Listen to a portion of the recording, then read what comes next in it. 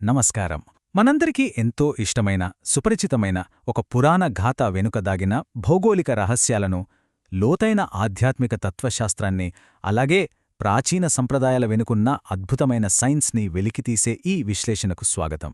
ఈరోజు మనం వినాయకుడి అసలు తత్వాన్ని మునుపెన్నడూ చూడని ఒక కొత్త కోణంలో చాలా స్పష్టంగా అర్థం చేసుకునే ప్రయత్నం చేద్దాం. సరే, ఏమాత్రం ఆలస్యం చేయకుండా నేరుగా టాపిక్లోకి వెళ్ళిపోదాం. చిన్నప్పణ్నుంచి గణేశుని కథ వింటున్నప్పుడు మనలో చాలామందికి వచ్చే ఒక సహజమైన సందేహం: పరమశివుడు ఖండించిన ఆ బాలుడసలు తల ఏమైంది? అసలు ఆ తల ఎక్కడుంది? ఇక్కడే అసలు ట్విస్టుందండి. పురాణాలోని ఆధారాలు ఒక భౌతికమైన ప్రదేశం వైపు మనల్ని తీసుకెళ్తున్నాయి. అవును, ఉత్తరాఖండ్లోని ఒక రహస్య గుహలో ఆ ఖండించబడిన అసలు తల ఒక రాయి విగ్రహం రూపంలో ఇప్పటికీ సురక్షితంగా ఉందని స్థానికులు నమ్ముతారు. ఇది వినడానికి నిజంగా ఆశ్చర్యంగా ఉంది కదూ. ఒక్కసారి ఇక్కడున్న ఫ్యాక్ట్స్ గమనించండి. మనం మాట్లాడుకుంటున్నది ఆక్సిజన్ కూడా సరిగ్గా అందని ఏకంగా 150 కిలోమీటర్ల పొడవున్న ఒక చీకటి గుహ గురించి.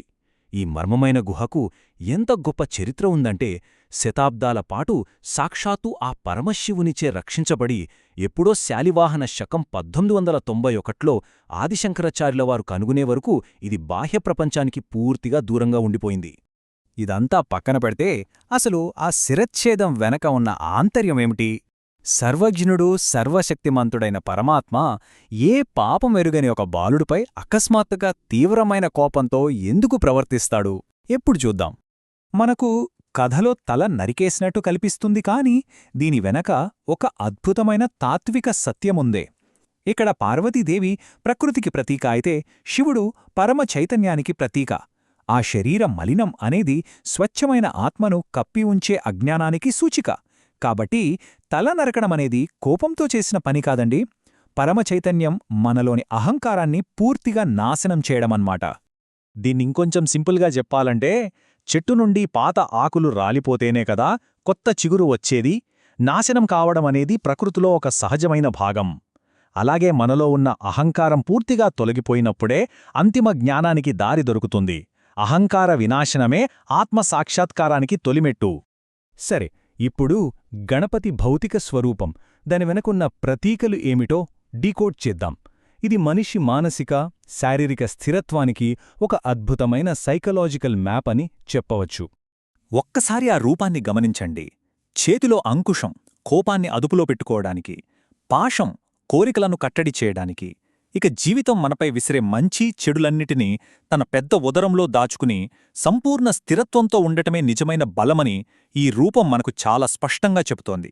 అసలు ఎంత అద్భుతమైన డిజైన్ కదా ఇది. ఇక స్వామివారి వాహనం మూషికం. సంస్కృతంలో ముష్ అంటే దొంగ అని అర్థం. అంటే మన మనసులోకి దొంగతనంగా వచ్చే కోరికలన్నమాట. ఆ కోరికలనే ఎలుకపై పరమ చైతన్యం స్వారీ చేస్తూ వాటిని తన కంట్రోల్లో ఉంచుకోవాలన్నదే దీని అంతరార్థం. ఇది నిజంగా మైండ్ బ్లోయింగ్ పోలిక. ఇంకొక ఇంట్రెస్టింగ్ పాయింట్ ఏంటంటే, గణేశుడు నిజానికి బ్రహ్మచారి అయినా పురాణాల్లో ఆయనకి 2 భార్యలు, 2 పిల్లలున్నట్టు చూపిస్తారు. ఇదొక అందమైన రూపకమండి. మనలో ఉన్న నైపుణ్యం అంటే సిద్ధి, ఆ నైపుణ్యాన్ని సరియైన మార్గంలో నడిపించే జ్ఞానం అంటే బుద్ధి, ఈ రెండూ కలిసినప్పుడు మన జీవితంలో క్షేమానికి, అలాగే నిరంతర లాభానికి దారితీస్తాయని ఇది సూచిస్తుంది. ఇప్పుడు విఘ్నాలకు అధిపతిగా ఆయన పాత్ర గురించి మాట్లాడుకుందాం.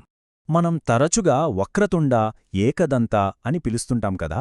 దానికి అర్థం కేవలం వంకరతొండం అనే మాత్రమే కాదు, మన జీవితంలో వచ్చే వంకర మార్గాలను, అడ్డంకులను సరళంగా, విజయవంతంగా మార్చగల ఏకైక శక్తి అని ఈ పేర్లు సూచిస్తున్నాయి. మహాభారతం రాసేటప్పుడు జరిగిన ఆ ఇన్సిడెంట్ మీకు తెలిసే ఉంటుంది. వేగంగా ఇతిహాసాన్ని రాస్తున్నప్పుడు మధ్యలో ఘంటం విరిగిపోతే ఆటంకం కలగకూడదని ఒక్క క్షణం కూడా ఆలోచించకుండా తన దంతాన్నే విరిచి ఘంటంగా మార్చుకున్నారు. తాను చేపట్టిన పనిని పూర్తి చెయ్యాలని కమిట్మెంట్ అంటే అది. విఘ్నాలను జయించడమంటే ఊరికే కాదు గదా. ఫైనల్గా ఈ ప్రాచీన తత్వశాస్త్రాన్ని మనం మోడ్రన్ సైన్స్కి కనెక్ట్ చేద్దాం. మట్టి విగ్రహం నిమజ్జనం వెనుకున్న సైన్స్ ఏంటి? దాని అసలైన పరమార్థమేమిటి? ఇదెంత సైంటిఫిక్ అంటే, పర్యావరణం పరంగా చూస్తే వర్షాకాలానికి ముందు చెరువుల్లో మట్టిని తీయడం వల్ల పూడిక తీసినట్లవుతుంది. అందులో వేసే పత్రి నీటిని శుద్ధి చేస్తుంది. ఇక తాత్వికంగా చూస్తే పంచభూతాలతో తయారైన మన శరీరం కూడా మట్టిలాంటిదే. అది శాశ్వతం కాదు, చివరికి ప్రకృతిలో కలిసిపోవాల్సిందే అని ఇది మనకు పదే పదే గుర్తుచేస్తోంది. ఇక ముగించే ముందు ఒక్కసారి ఆలోచించండి.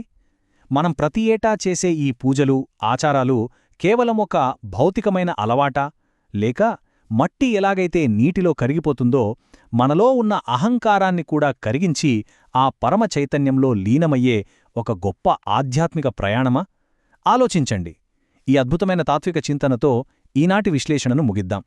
మన సంప్రదాయాల వెనుకున్న ఈ లోతైన అర్థాన్ని తప్పకుండా మననం చేసుకోండి.